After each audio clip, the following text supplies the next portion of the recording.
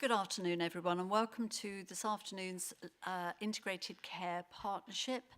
I would like to start with the first item, which is apologies for absence. Katrina, can I have any apologies, please? Thank you, Chairman. We've received apologies from Councillor Bradwell, Councillor Marfleet, Andrew Morgan, but we have Karen Dunderdale here as his replacement member, Kevin Lockyer, Dean O'Dell, Julie Debenham, and Professor Neil Juster. Thank you, Chairman. Thank you, Katrina. Moving on to item 2, declarations of members' interest. Do any members have any declarations to declare? No, thank you. Item 3 is minutes from the previous meeting held on the 26th of September. Just to confirm that the meetings are a correct record, they're on pages 5 to 10 of the agenda. Is there a proposer, please? Thank you, Councillor Bowkett. Is there a seconder? Thank you, Heather. All those in favour, please raise your hands. Any against? Any abstentions? Thank you, minutes agreed. Action updates, item 4. They are merely for noting. And then we move on to item 5. Again, I'm taking these as read, as I am all the papers. Chairman's announcements. These are, again, merely for noting. Although I think there is just one more thing to add. John, we had a day out, didn't we? We did. We went to the ICP conference last week, and curate's egg, I think it would be fair to say, but overall I think it was quite a nice comfort blanket, because there really wasn't a lot that we hadn't heard. Well, I certainly hadn't heard already. We in Lincolnshire are in a good place as far as our integrated care partnership and integrated care board and system are concerned. I think that's fair enough, isn't it? Yes, yeah. It was sort of doing that, got that T-shirt, and it really was. And it was also good, I mentioned to one or two others, I started to hear stuff being played back to me. You've probably heard me in the past say, we'll get you your outcomes, but we've got to do it in a way that works for Lincolnshire. And that getting the outcomes was very much a phrase I heard more than once, and that's absolutely fine. It doesn't matter how it happens, as long as others are realising that there isn't just this one size fits all. So the conference was useful from that point of view. It was organised by Confed, NHS Confed, but with support from the LGA. So we are where we are. And the other piece of what I think is good news is that John would probably pull a face in horror, and probably Jerry the same, that they're mentioned in Health Service Journal this week. But it's all good news, because it's great to see that the system has been taken out of NOF 4, and we're now into NOF 3. So huge congratulations all round to all of those involved. Really is a great piece of work, and I really hope that providers will also take note, and big pat on the back, because that is going some, and especially to get a favourable story in the journal is one good place to be. Okay, moving on to item 6, agenda item 6. This is the Lincolnshire Winter Plan for 23-24.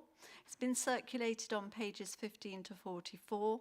And I'm going to invite Claire Raybould, Director of the System Delivery at the ICB, to present the report, and then we will question her very thoroughly when she's finished. Thank you. Thank you, Chair. Afternoon, everybody. So you've got the paper in your pack. I came to you some time ago with the national guidance and the requirements that we had for our winter plan for this year. It's been developed collaboratively, as you'll see through the document, influenced by the learning that we undertook from last year and the previous winter, but particularly last year, given what we experienced from national guidance, but also best practice that we've learnt. The purpose of the plan really is to highlight what the predictions are for this winter and our planned response. It's pulled from organisational plans and then up into a system oversight plan. In the same way we did last year, we took a focus on clinical risk and harm avoidance. That was the bedrock of our plan. And we wanted to work with partners to see how we could manage that clinical risk across our system. And all of our providers are committed to that approach, as you can see throughout the plan. As stated in the document, the winter planning starts this time of year for us in terms of for next year, so it's part of our annual plan, and that was really based on feedback, particularly from the care sector and the voluntary sector, that actually asking them to come in and support us last minute in winter really doesn't help, and that's the same actually for statutory providers as well. So we've had a plan for winter since the beginning of the year, and you heard a little bit about that when I came last time, but we've also augmented that with a particular focus on winter planning with some additional work that you can see in the document. So we've focused on prevention, so really good vaccination uptake in Lincolnshire. I'm really pleased to see that that's doing really well for us. We've got really good infection prevention control measures. We've got good capacity and demand plans, and that's right across elective care, cancer care and urgent and emergency care. We're planning for industrial action, and sadly we've heard news today that that is going to continue through the winter period, and we know we've got the backlogs of care as a result of previous industrial action and COVID. There are several new recurrent and non-recurrent services in here, but majority of those are recurrent, and we've put in services that we didn't have last year. So Derek will know from the work that his team have been doing to support us. We had a lot of respiratory illness last year. We didn't have acute respiratory hubs in our community, for example. We've now got those this year and they're already up and running. We've got frailty assessment and frailty same-day emergency care that we didn't have this time last year. In addition to that, we've tried to enhance things that we know work well. So, for example, active recovery beds, we know they work well, so we've stepped them up in Q4 where we know that there's increase in demand. The same for our transfer of care hub staff and other services. So we've tried to build on what we've got rather than just start lots of new services. NHS England, as you'll see in the cover sheet, did a winter assurance visit. It was pretty much a full day visit. They visited a lot of our services and then they met with executive leads right across the system, including public health. So Natalie, thank you Derek, joined us, and adult care. And that was really well received and quote, we were the most integrated care system that they'd visited in terms of our planning, and that was noted and at the recent Department of Health visit that was in your chairman's announcements. So we're doing, we've got a good plan and we've got good delivery of that plan, and we're already seeing that in action at the moment. So we've had a difficult few weeks in terms of our Category 2 ambulance handovers, and we've been doing quite a lot of work, and I'm sure Karen might pop in and mention specifically with EMAS and with ULHT, and we've seen some fantastic improvement in performance in the last few weeks as a result of that. So, and they're all linked to actions in our plan. There is an underpinning comms plan that you won't see in here, but we do reference the comms, so that is going for final sign-off this evening, but that's based on several different approaches, one around warning and informing, and that picks up the prevention, vaccination, self-care, use 111 first. Then an approach that is designed to tackle depending on the level of escalation we're at as a system, so linked to our OPAL levels. And then the third one is a behavioural change campaign that is data-driven. So we've been working again with public health colleagues to make sure that we've got a data-driven campaign. So, for example, we know 0 to 5s is a big increase in our attendance rates, and actually we could do some really targeted work with those groups in various different forms that speak to that audience rather than our generic just ring 111. So I'm happy to bring that back once we've signed it off this evening, which I'm sure it will be, but just to also give assurance it's actually being enacted upon today, so we are using that comms as we speak. So I'll leave it there, Chairman, but happy to take any questions and if you want to hear from Karen in terms of the work that we're doing as we speak. Thank you, Claire. Right, Karen, was there anything you'd like to add to that? Yeah, thank you, Madam Chair, and thank you, Claire. So we've done a huge amount of work, and if I just draw members' attention to the slide, which is the executive summary, and you can see the risks that we were looking to mitigate through this winter plan. The first risk being patients awaiting for ambulances in the community, a significant risk. And there was a call to arms nationally of a number of NHS acute providers, probably about 4 or 5 weeks ago now, where it's quite clear that patients were waiting a long time for ambulances, and the reason they were waiting for that length of time was because the ambulances were stacked up waiting to offload patients at hospitals in the country. And Lincoln and Boston were no different and were part of that. So we absolutely recognised that when we had a patient that was sat 8 hours on the back of an ambulance and then a lengthy time in our emergency department, we needed to do something and act accordingly and in line with the winter plan. So we demonstrated some grip and determination and ownership of that, and we've been able over the last 3 to 4 weeks to make some significant impacts on that. And I'll just give you some of the outcomes and outputs of what we've done over the last few weeks.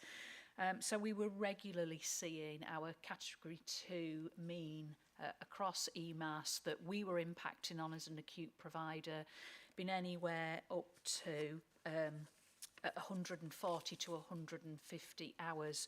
We're now seeing that at 30 to 35 minutes, and today it was 37 minutes. That's on a regular basis, and we're driving towards 15 minutes, which is the national standard. So a significant improvement there on category 2 at mean.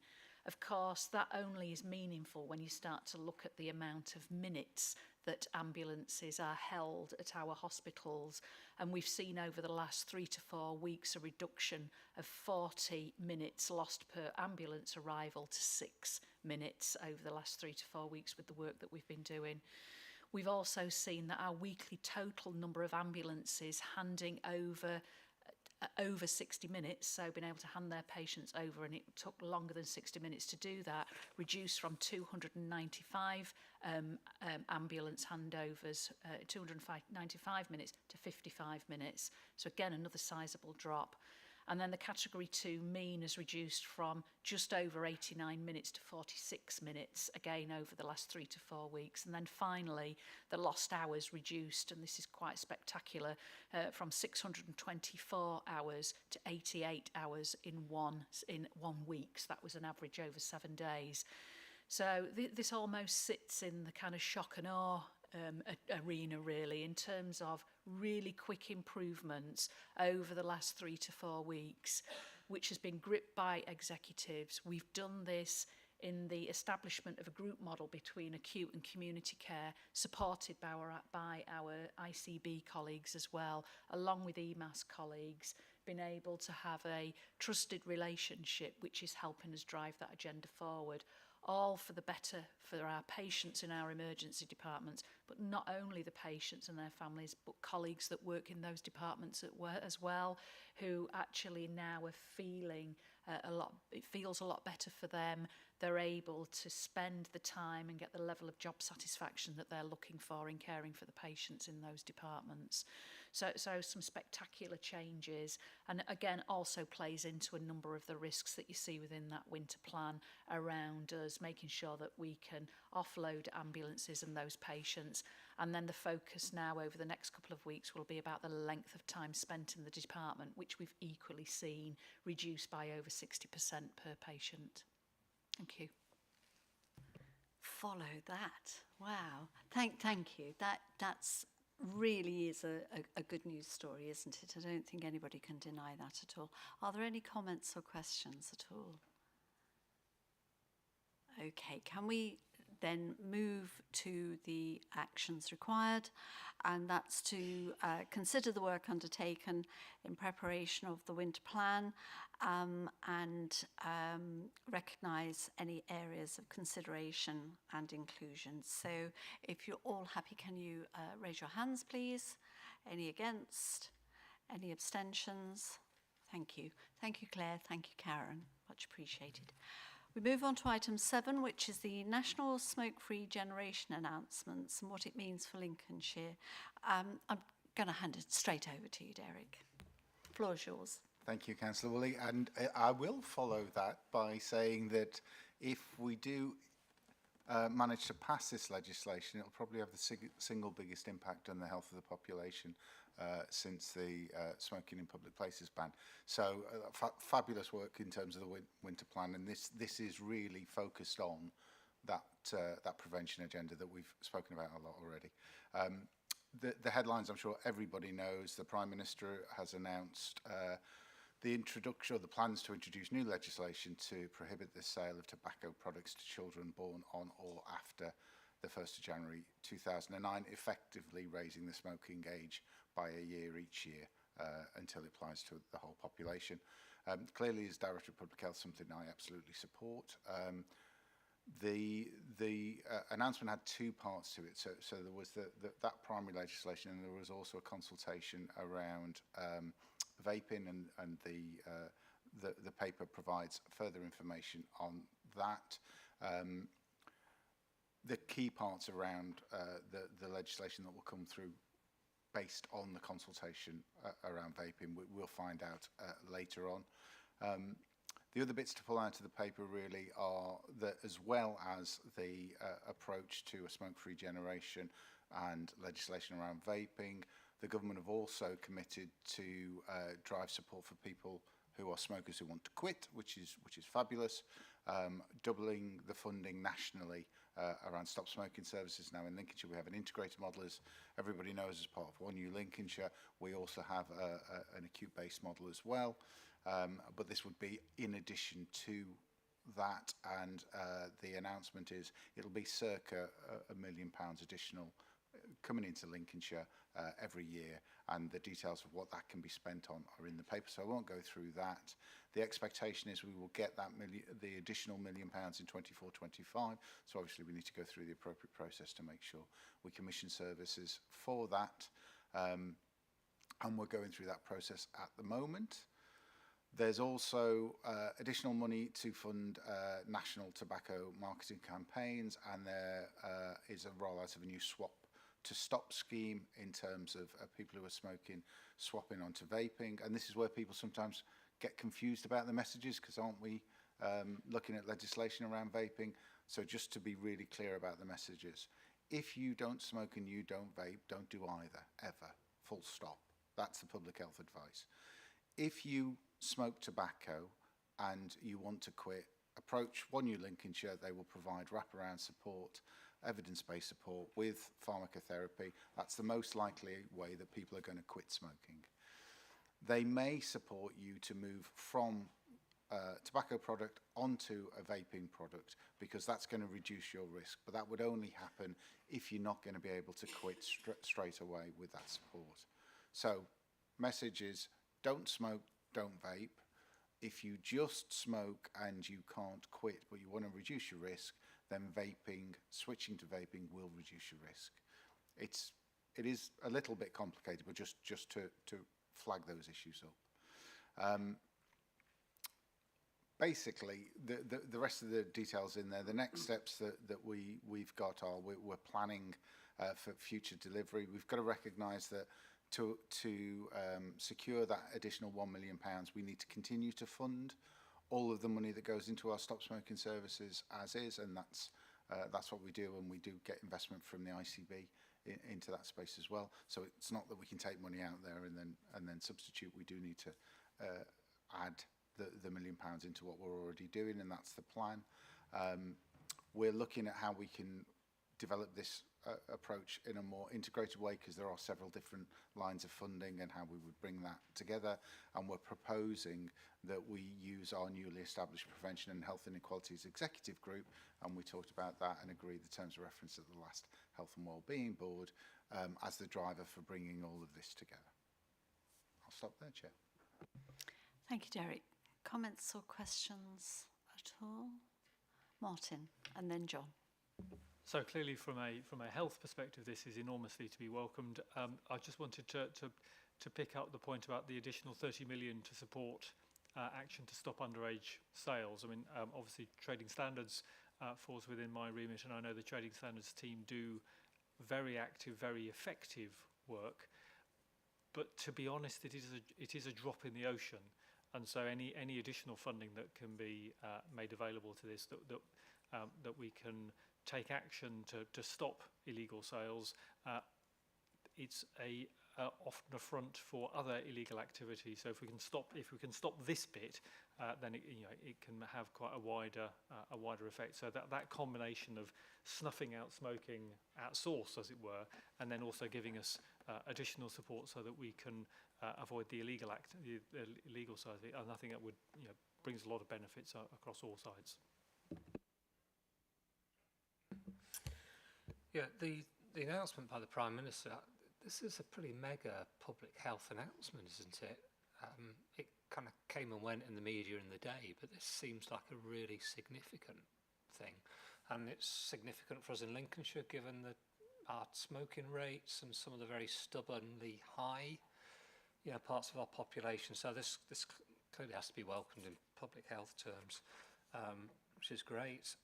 Derek, my question's a minor one, but I think important. The 1.07 million, is that each year recurrently, or is that a sum over 5 years? It's each year recurrently. We've been told we're definitely getting it for 24-25, but clearly where we are with the electoral cycle, etc., we've got to wait and see. But I think the announcement was for 5 years. Yes, okay. So it's on. So it's $1 million a year. It's not 200,000. No, it's a million. It's 1 million. 1.07. Originally it was 1.4 something, but it's gone down to 1.07 for Lincolnshire. But that's in addition to the money we already put in, which goes into One U Lincolnshire, and the funding that comes through and goes into the acute-based model as well.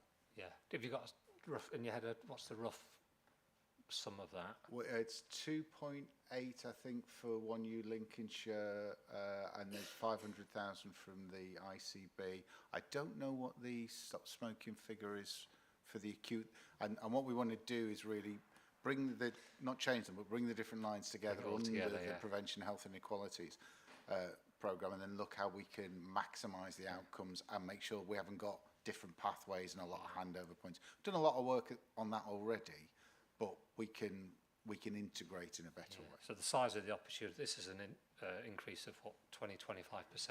Yeah. So if this goes through, and it's a big if, and obviously we want to support this as much as possible, and certainly through Association of Directors of Public Health we will stop people taking up smoking, and we will provide a huge amount of wraparound support, including for illicit tobacco through trading standards, to help people to quit.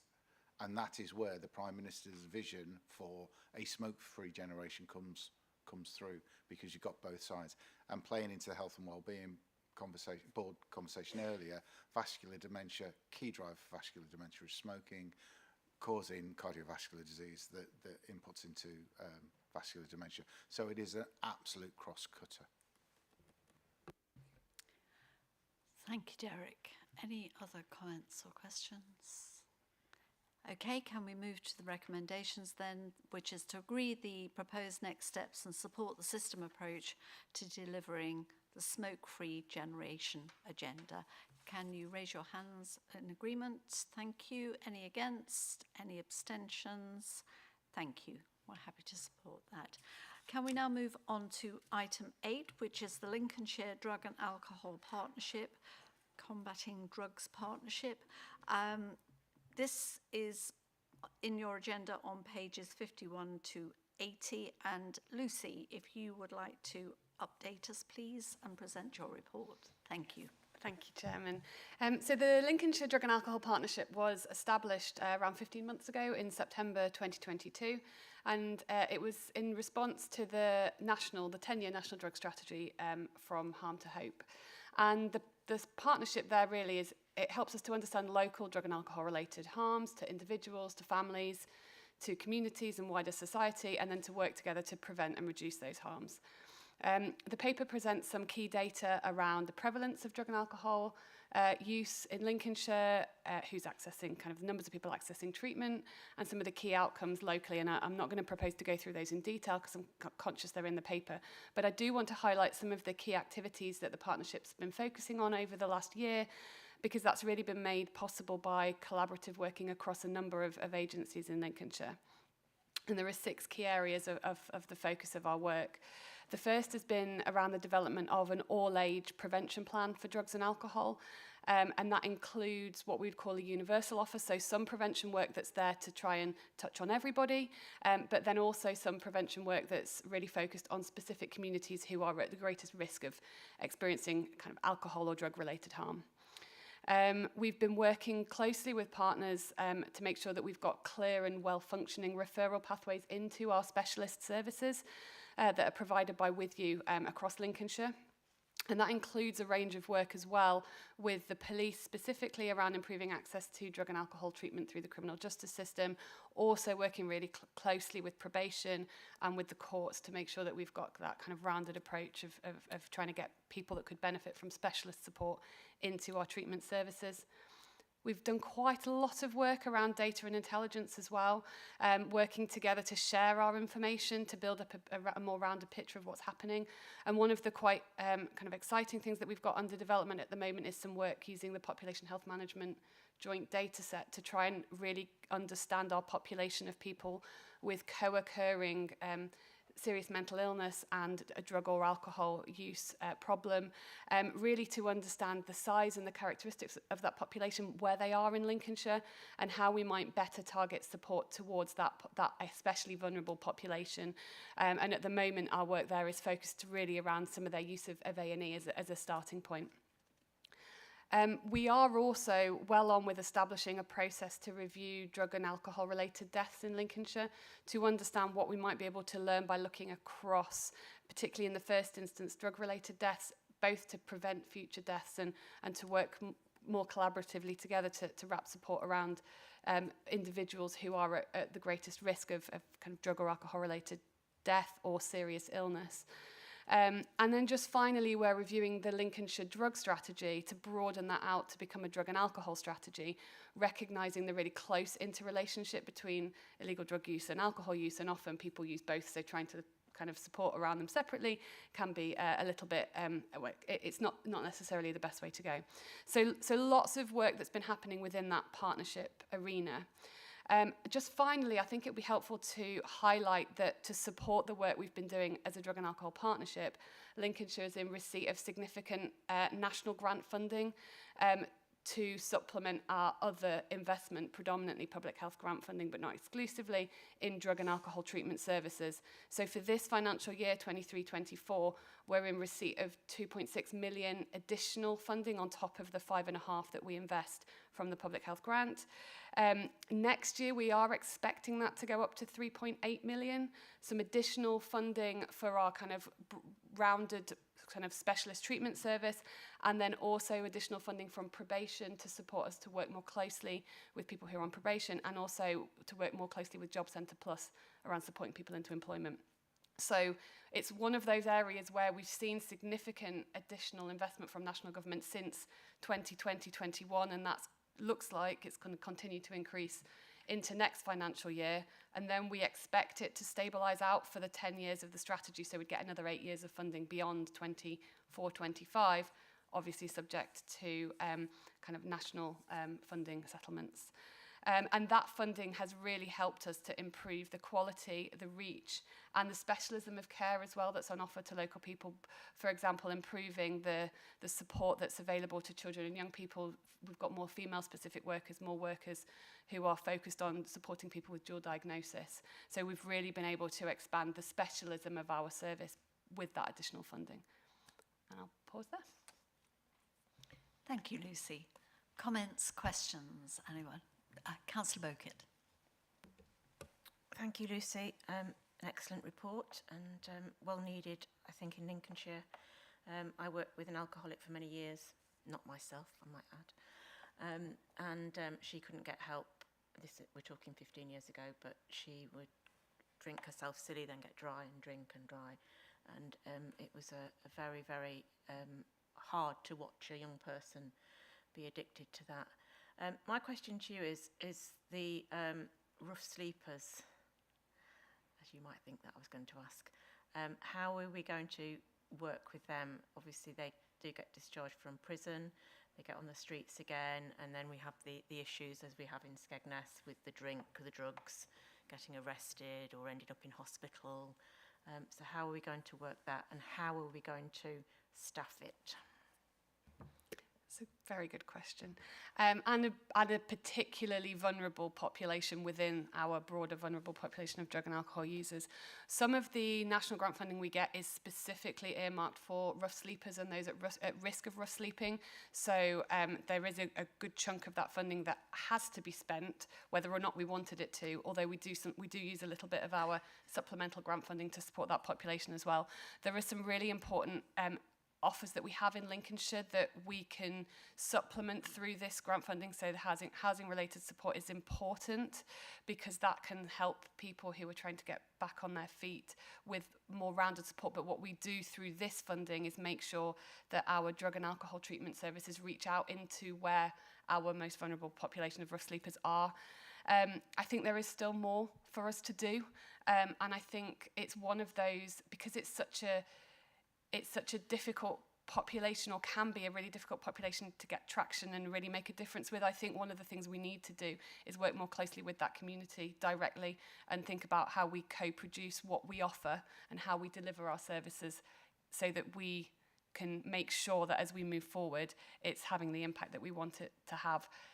The work with Job Centre Plus should help a little bit. That's another add-on, but we need to make sure we get the core of the support right. Thank you, Lucy. Heather. Thank you, Chair, and again, thanks for the report, Lucy. I just wanted to say, again, there's a theme throughout today. Children's are appearing more and more in these strategies that we're producing, and we're really thinking about that.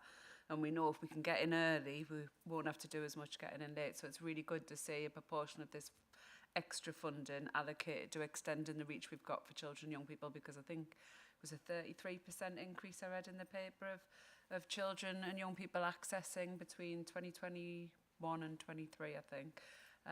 So I'm really, really pleased to see that and happy to work with you on anything we can do to maximise the impact. Agree with you there. Okay, any other comments, questions? Derek.